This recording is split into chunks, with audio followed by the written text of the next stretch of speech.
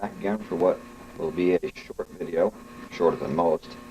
In my last video I talked about how I want to make an old school flash gun fueled by flash powder as opposed to conventional light sources, and this is the early stages of it. It's not complete yet, obviously.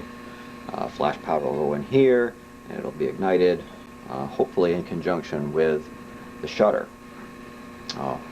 That being said, I'm playing with ways of igniting the powder safely and efficiently, and I demonstrated last time how to use a 9-volt battery and a filament. Anyhow, this time I saw online a way to make an igniter with the automatic flash in a disposable camera, and that's one of those gizmos right here. There's your little flash. Battery would go here. There's your capacitor.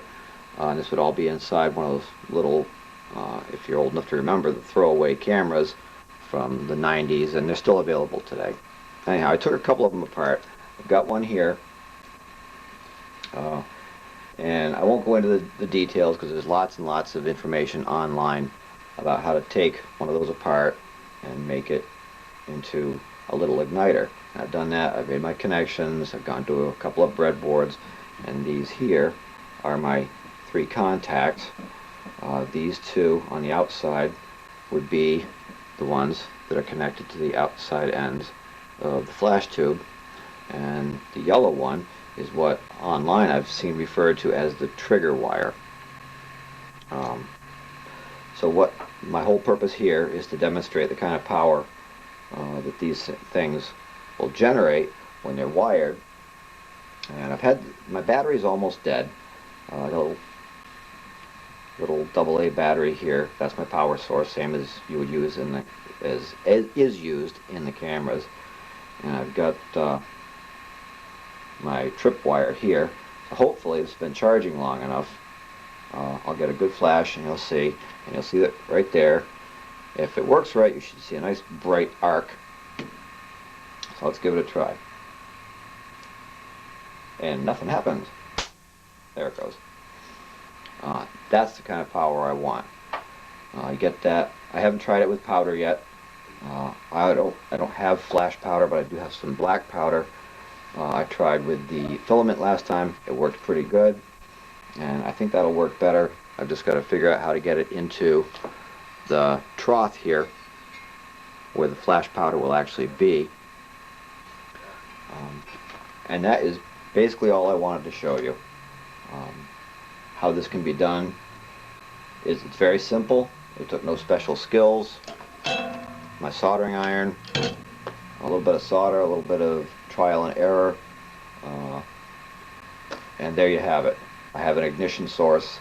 If I chose to use this, I've just got to make it fit into the flash handle. And that is all I wanted to show you this time. So be careful.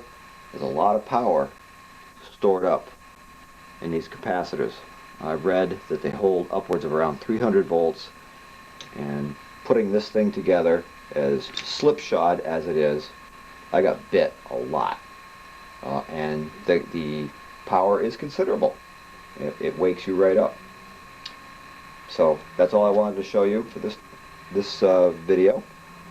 This is my second attempt at a video. The first one I made I actually liked a little bit better, but I'm working with an old Panasonic palm quarter that I picked up in a junk store for cheap money, and it turns out that my video had some pre-programmed Happy New Year message right in the middle. So I had to go through the manual and figure out how to get rid of that. So that implies that I am going from cutting edge technology of the 90s, converting it into reasonably modern digital format. So there you have it.